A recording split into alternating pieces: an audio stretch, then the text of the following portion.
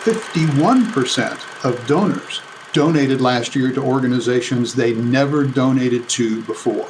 That means that every year there's a good chance, can't be a guarantee, but there's a good chance that your organization will get a donation from a new donor. How great is that? You add that person to your growing list of contacts, and then you contact that person again. You're on a mission, and you just need more people to know about it. And whether you're brand new to marketing or a seasoned pro, we are all looking for answers to make marketing decisions with purpose. I'm Monica Pitts, a techie, crafty business owner, mom, and aerial dancer who solves communication challenges through technology. This podcast is all about digging in and going digital. I'll share my marketing know-how and business experience from almost 20 years of misadventures. I'll be your backup dancer, so you can stop doubting and get moving towards marketing with purpose. Hello, and welcome to Nonprofit Marketing with Purpose. My name is Monica Pitts, and I'm your host and the lucky lady who gets to interview our guest today. Now, before we jump into the interview, I have a favor to ask. Will you review this podcast wherever you're listening, whether it's on Spotify or Amazon Music or iTunes? See, our goal is to help more nonprofits just like you have less stressful and more successful marketing so that they can do more of their good work and make our world a better place. But I can't help them until I meet them. And so your review can actually help me change that. When you leave a review, it helps this podcast show up when people are looking for answers to the problems that the podcast is meant to help them solve. So if you are a Nonprofit Marketing with Purpose fan already and you haven't reviewed the podcast, or if this is your first time and you learn a thing or two, leave a review so we can connect with more awesome nonprofits just like you. Thank you so much in advance. Now let's get to business. Hi, everybody. And this is like the first live Facebook Live we've done in a while. So hey, Facebook Live. I like that. So right now we are broadcasting on the CoMoGives participant page. We're on the Nonprofit Marketing with Purpose Facebook page, and we're also on the May Create Facebook page. So we're like hanging out all over Facebook now. To talk to Mr. John Baker, one of my favorite clients. and I really think about a low bar. I think of you as like a partner, actually, because we work so closely to put on CoMoGives.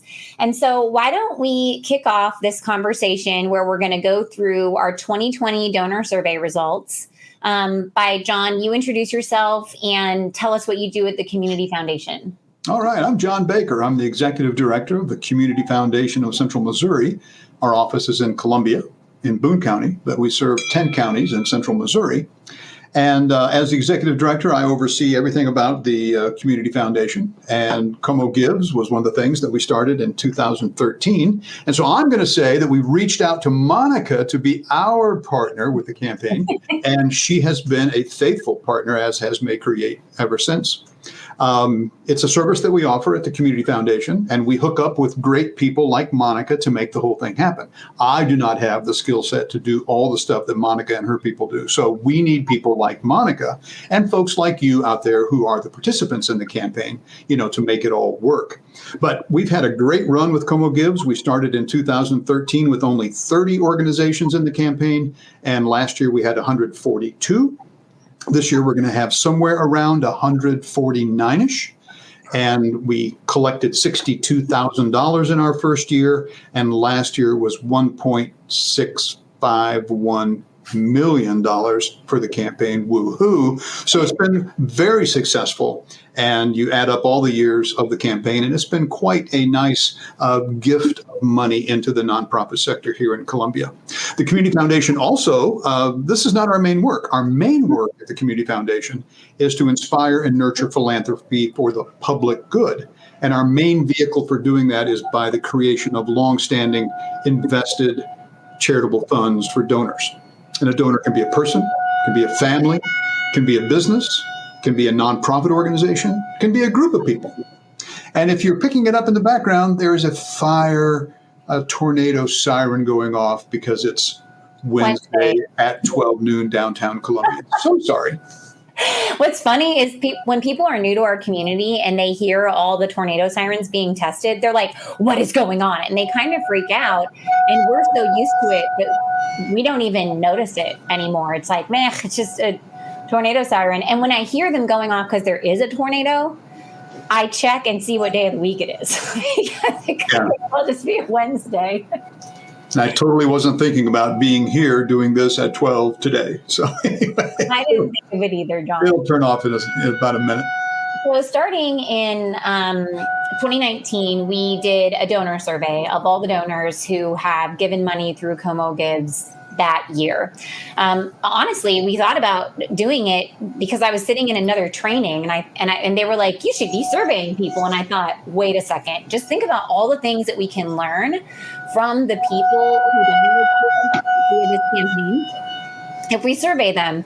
And this year, we sent out the survey and we got 960 responses, which I think is a lot. Like, that's super generous. I don't know, like, you know what I'm saying? So we emailed it to like 4,000 people and like 25% of them responded. Incredible response. And I'm excited because I feel like sharing their thoughts can help people plan their campaigns this year. And for those people who aren't part of CoMoGives, they can take this information and kind of put their own spin on it and maybe use it to plan their own year-end giving campaigns around what we learned from our donors. So John and I are just going to go through the different pieces of the survey and just talk through them with you and explain what we feel like they mean, because we're going to like interpret them. We're interpretive dancers now, John. I love that. There's all kinds of things we do. And interpretive dance, I think it's wonderful. Interpretive data dancers, right? Okay. And those of you who are watching live, feel free to add questions or comments about the data in the underneath this Facebook Live, and I'll see them come through and we can always answer your questions as we go too. So the first question that we always ask people is what made them go to the site, because we want to understand what marketing is working and what is not. And this year, 52% of the people who filled out the survey said that they went to the site because a nonprofit that they know directed them to the CoMoGives site to donate. John, any thoughts on that stat? Well, that's one of the most elementary things. We have to have the organizations take the lead in communicating with their donors and to inform them of the opportunity of the campaign. And then, surprise, surprise, people actually go to the website. That's the beauty. The nonprofits suggest it, and the people will say, okay. They know the organizations better than they know us at CoMoGives. So they're more likely to do what you ask them to do than what we ask them to do. And that definitely shows in how they got to the website. And the others were like way smaller, like so smaller that I was like, I mean, clearly 50%. Yeah, I think the second one was like 3 times lower than organization information. Yeah, exactly. So you guys are super important, and your role in the campaign is clearly super important. John and I are just over here kind of like, not super important. Well, super important, but not super important as you, right? Okay, so then another question that we ask them is what kind of marketing do they remember seeing? So we asked them this question in like June. So this is the long-term memory, right? So it could be different if we had asked them immediately. But they said that emails from a CoMoGives nonprofit, 48% of them remember seeing that marketing. Social media from a CoMoGives nonprofit, 39% of them remembered seeing that. Radio, 31%. CoMoGives social media, 31%. And CoMoGives emails, 30%. And then our next one that was kind of in the group was TV, which was 17%. So one of the thoughts that I had when I saw this data, John, was that last year our focus was send more emails, do more social media. So it makes sense to me that 48% of our surveyed individuals saw emails or remembered seeing emails, and that 39% of them remember seeing social media. Do you have thoughts on how these came about and how we can interpret them for folks? I think that's about right. I think social media has great impact because it acts as a reminder sometimes. The initial thought to donate comes from, I think, the nonprofit organization because they know the donors know who you are and what it is you do, and they have support for what you want to do. But the social media acts as a trigger, as a reminder, just like television. I don't think that people hear about the campaign first from television, but it acts as a reminder. I'm delighted to hear about the radio numbers, but the emails are very important. So the Community Foundation, through CoMoGives and Monica, send out emails throughout the campaign, occasional emails. But the organizations send out emails, and yours are the ones that really trigger the people to make their donations. So these numbers just match right with what we think. It's good.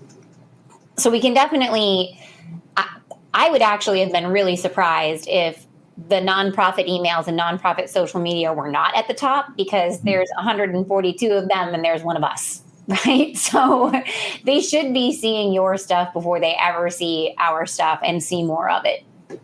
So it all makes sense.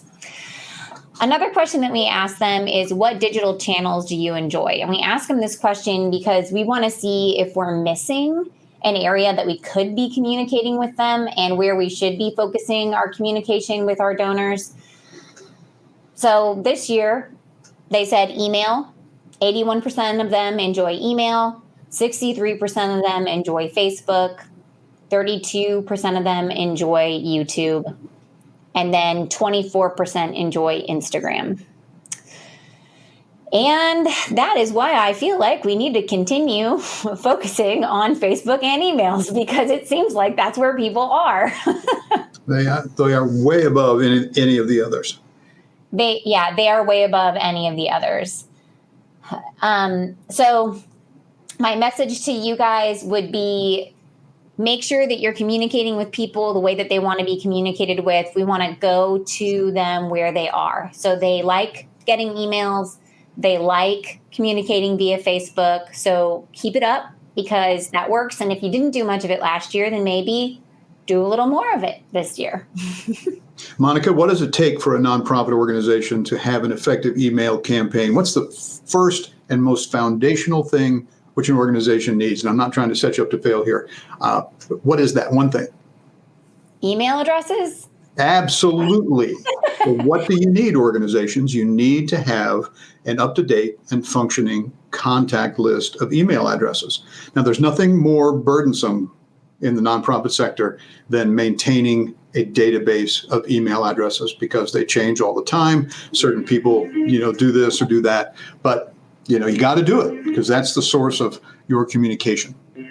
Yeah. So that's one of the things, like, as you're planning out your campaign right now and thinking about, what do I need to run this campaign? This would be a great time to export those email lists from your alternate softwares, or even start asking people in your processes, like, for their emails, asking your board members to export an email list for you. So just making sure that you're gathering those resources now, because if you don't have them at the last minute, it's going to be a real pain to get them together. For me, I would just be like, I give up. But and make sure you export your donor data from last year, and you retrieve all of those email addresses, and then don't keep multiple spreadsheets. Add those email addresses to your main contact list, so you have one database that you're messing with, not several. And many of you guys probably already know this, but if you have them in Excel, you can find and delete duplicates, so you don't have to have more than one entry per person. Mm-hmm. Very fancy feature. Okay. So next question that we asked them was, did you have a nonprofit in mind when you came to the site? And if you didn't, was it easy to find a nonprofit to donate to? And 56% said that they had a nonprofit in mind before donating, which makes sense, because they said that they came to the website because they were told by a nonprofit to go to the website. So of course they had someone in mind, right? And then the people who didn't have someone in mind, they kind of had most of them said it was easy to find one. But then there were a few that said there were so many. John, do you have anything that you want to say to those lovely humans that were like, there were so many? Well, we have the names listed by categories. So sometimes a donor that just sees a plethora of options can have that narrowed down by a category, like animals, arts and culture, community, education, health, youth, those basic categories. We also have, various communities. There's Jefferson City now. There's Boonville. We're adding Mexico this year for the first time. And then, of course, Colombia. So, there are other ways that prospective donors can narrow down their search. And then you remember that on the participants page, the 2021 upcoming participants page, all of the organizations are randomized. And so it's kind of frustrating for a donor, honestly, because they're looking for an alphabetical list, but the first thing they get is this random appearance of all these nonprofits. And then when they go back to it again, and it's randomized again, so nothing's in the same place. That's good for you. Sometimes frustrates a donor, but if they click on the all names thing, down drops an alphabetical list. And so they can then scroll all that down and find what they're looking for. They may have to do a little bit of searching or click on one or two to find some real organization that they want to, not a real organization, to find an organization that they really want to donate to. But y'all are a real organization, sorry. But, they'll get there if they just will do so. I don't have any other real way in my mind to help a donor identify something they're not thinking of in advance other than just spending the time. And the beauty of the campaign is that there are so many people working together and bringing folks to the website. And so in a way, having so many people in the same campaign is a benefit. And if you are out on the CoMoGives website and trying to find a specific nonprofit, maybe even your own to link to, and I often go to the participants page and just Control F and type in the nonprofit I'm looking for, and then I find it right away. So just another fun trick. But yeah, so 56% of the people who come to our website during the month of December already knew who they wanted to donate to. And that's why it's so important that we market our organizations all year long. We have to maintain these relationships so that way when we ask them for that gift, they remember us and they go do it. Okay, so another question that we ask is, do you know what peer-to-peer is? Because the first year we did this, we were like, this is the best idea ever. We came up with it because I interviewed a couple other community giving campaigns, and they said this was really helping them and helping their nonprofits like meet new people, but we couldn't decide what to call it because peer-to-peer is such a industry specific name. You know what I mean? Like, I don't know that the general person knows what it is. What do you think, John? It's an interesting name. We've toyed around with other options like friend to friend or, challenge to challenge or whatever. But peer-to-peer is more commonly used in the industry, so we have stuck with that. So it requires a little bit of explanation to some people sometimes. So of the people that we surveyed, 34% did not know what peer-to-peer was. So that's a lot. That would mean that like 34% of our donors probably don't know what peer-to-peer is. So that's an opportunity for all of our organizations to talk about peer-to-peer. Now, last year, we started a pre-campaign email campaign for peer-to-peers, and we will continue that. So we have a series of emails that go out talking about doing a peer-to-peer, what it is, how it benefits the organizations that you support. And we're trying to educate those past donors about it, but we also need your help to educate that 34% who doesn't know what a peer-to-peer is. Peer-to-peers are important because they open up dramatically networks of people who are prospective donors to your organization. The Community Foundation has a list. Monica has a list. The CoMoGives website has a list. Your organization has a list of prospective donors. But do you have a list of all of the friends in the address books of all of your donors? That's what happens with a peer-to-peer. You get one of your very committed supporters to agree to run a peer-to-peer or a friend-to-friends campaign on your behalf, And then they reach out through their personal network. And so the more of these that you have per organization, the more networks you're having that are potential donors to your organization. And then the donations are made through the person's peer-to-peer page who's doing the challenge. And then their total of all their gifts shows up on your donation page as well as the peer-to-peer page. So it's really kind of a fun way to do things. Let me just say one other thing about peer-to-peers while we're on the subject, because I just think it needs to be said up front. This year, we're not going to be doing any peer-to-peers that are based upon the concept of a raffle, where somebody is doing a chance drawing for something. The IRS does not like that. We have danced around these now for a couple of years. We just had so many last year that I personally cannot bear it anymore, and it puts my organization at risk. And I do not want to do that. So we cannot do peer-to-peers based on raffles anymore. But there are a lot of great creative things that people can do other than raffles. You know, it's like the old ALS thing where you dump ice on somebody's head, or you dye your hair blue, you know, or, you know, there's somebody that does something and then you will, or shall we say, a challenge is met and then you do something like triggering your own gift or, you know, doing something along those lines. It's not a reward that's cash-based for somebody who's chosen randomly to do something. That's at the heart of raffle. And the IRS does not allow those kinds of things as tax-deductible donations. So that's why when you're a member of a civic club and y'all do raffles, you do that all the time because there's no tax implication on either side for a raffle.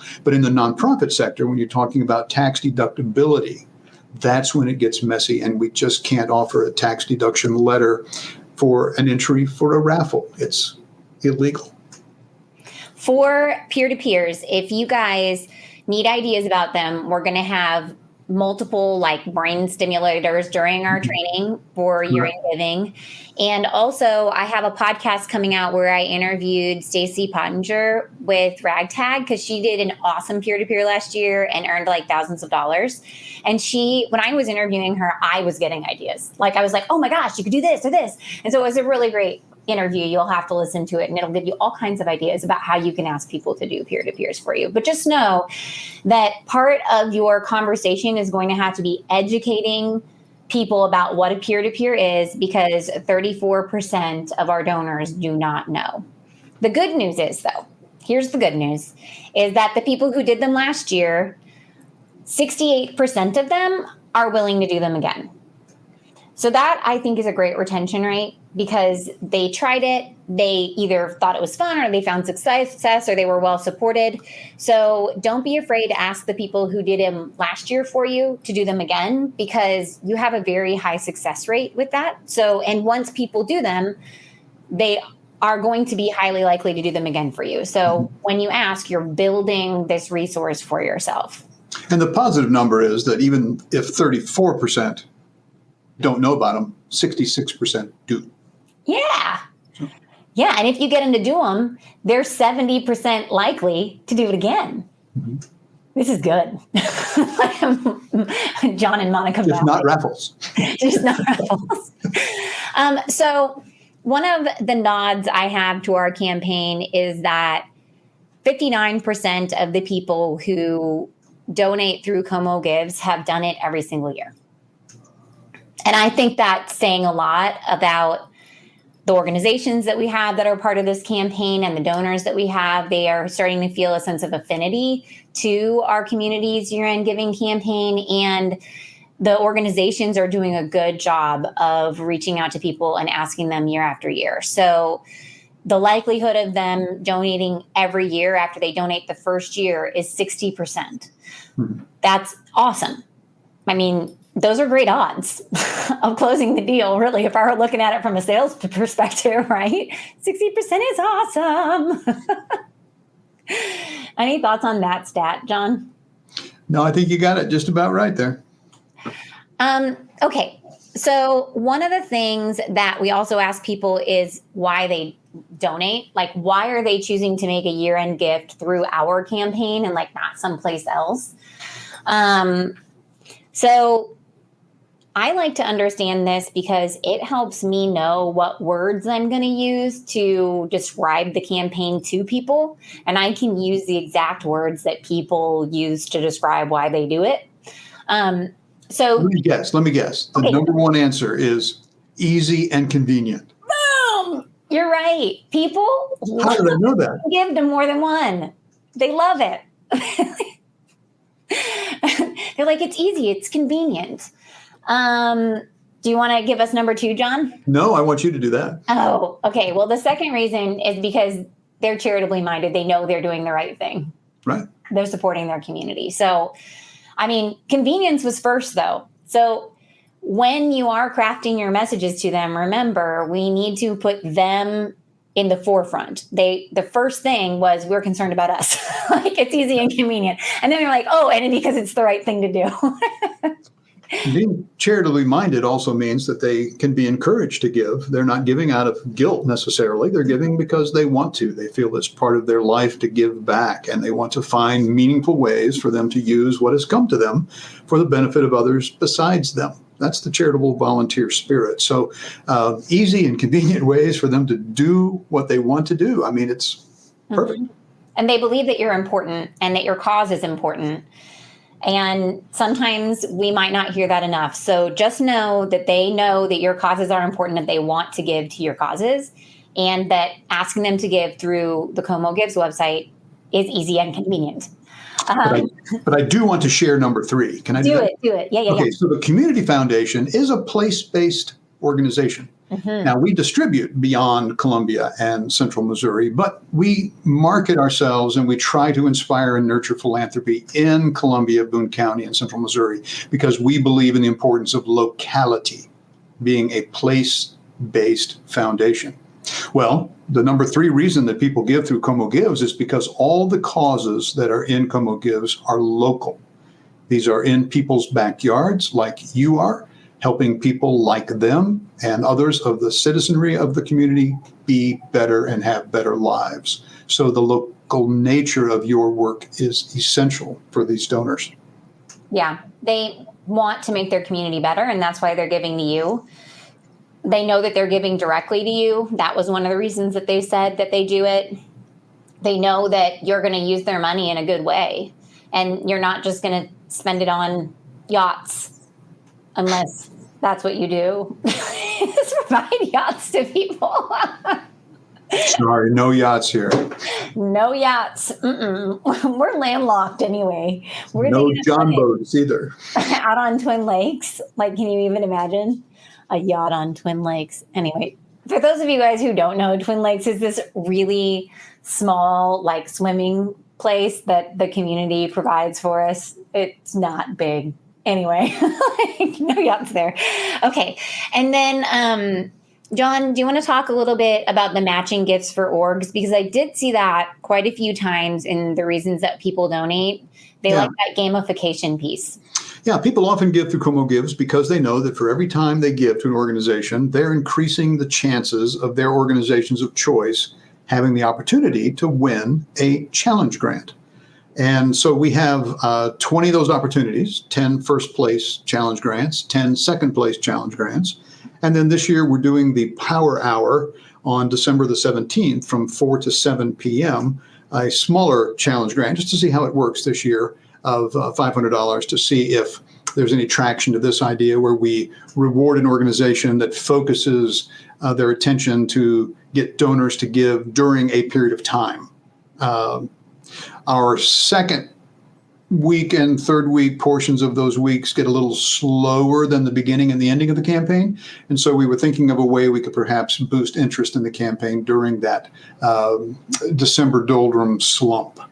So that's what that is all about. And we'll see how that works. But the challenge grants are where a donor's bit of money can be applied with other donors' bits of money to help you win either $2,000, $1,000, or $500.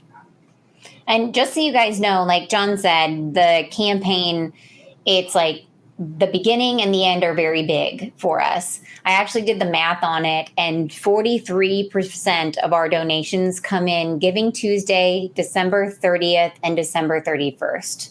So you know. So that's just something to keep in the back of your minds as you're planning your campaigns. And I'll go over more of that stuff as we do our year-end giving training. But I thought that was crazy. That's a lot of our donations. So one thing that made me feel really happy, because we asked them, how can we improve this for you? How can we make this campaign better? Improving the website or our communication with you.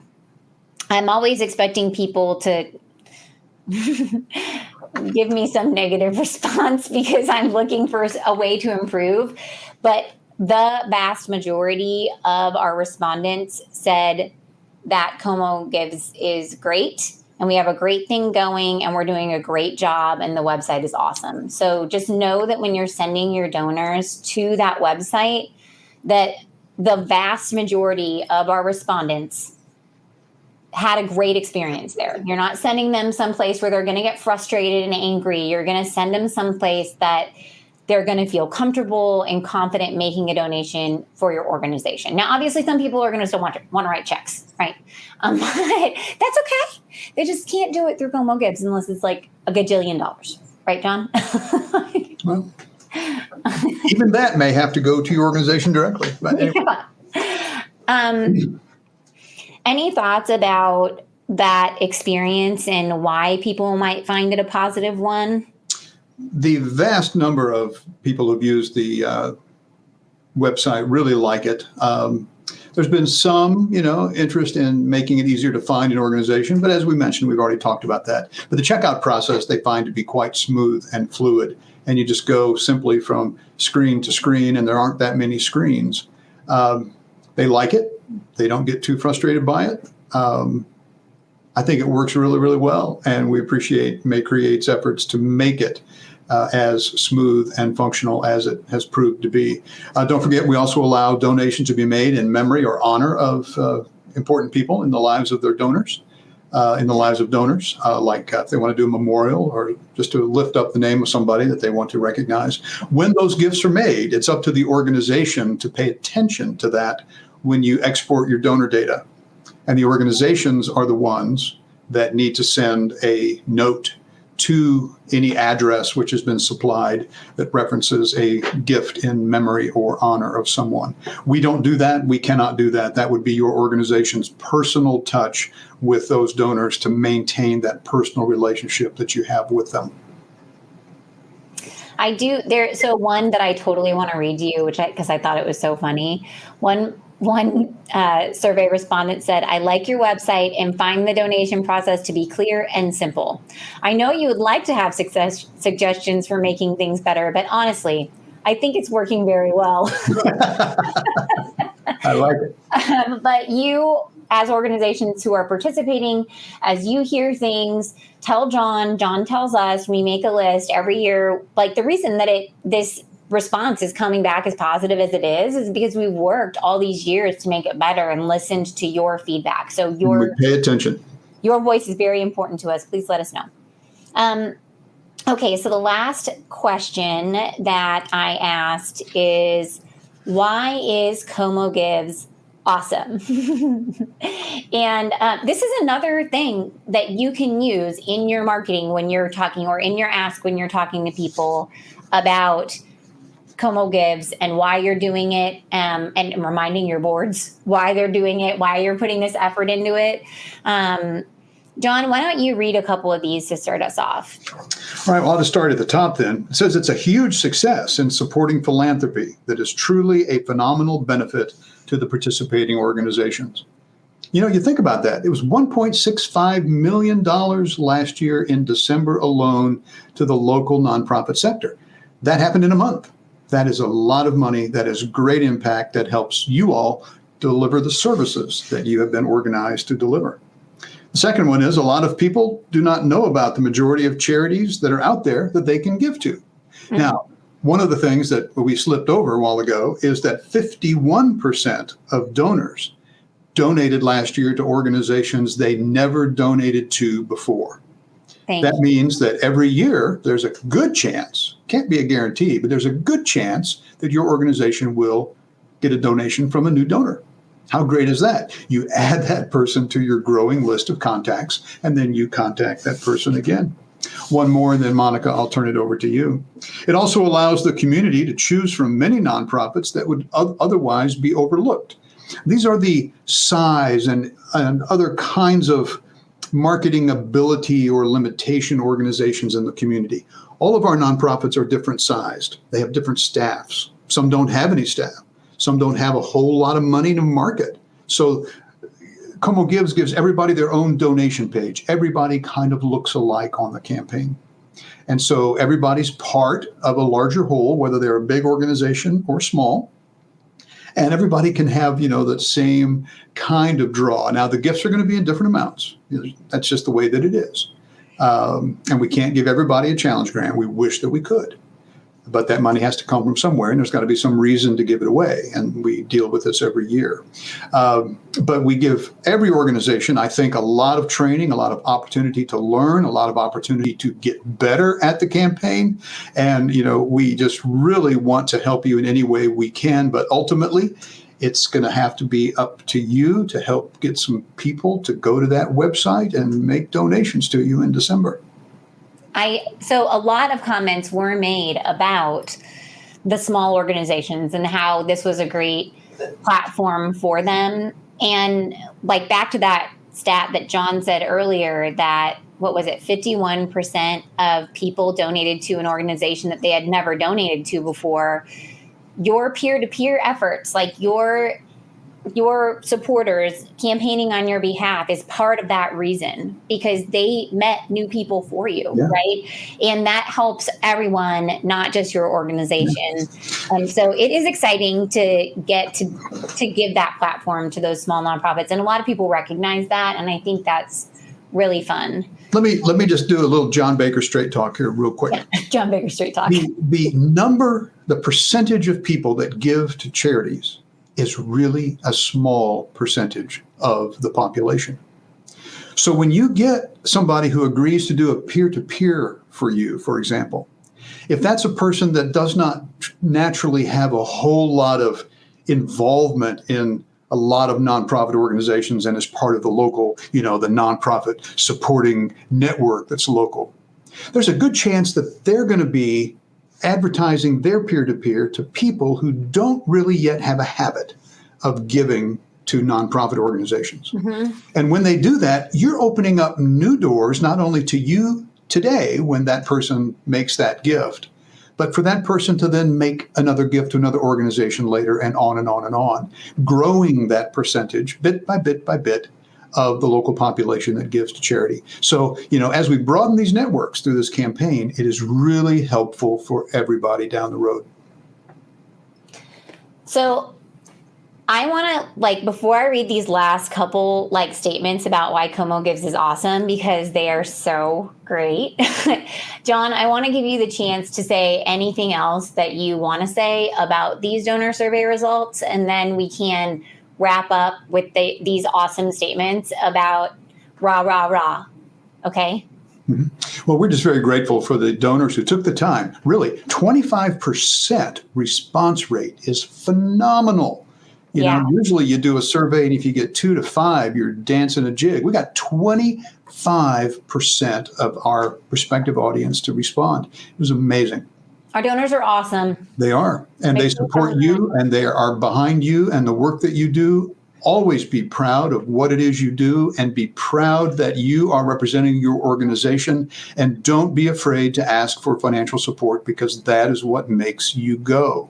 Mm-hmm. You can't do anything with your organization without financial support from somewhere. And not all of you are grant funded or federal grant funded or even state grant funded. You survive by the donations of your supporters who know you, who respect what you do, and are grateful to have you in the community. So lift up your head, man. Think about who it is you are, what it is you do. Feel good about your organization. And then with that inspiration, go ahead and send those emails and write those posts telling folks what you do, so that you can ask for additional funding. That kind of attitude shows up all through these survey results.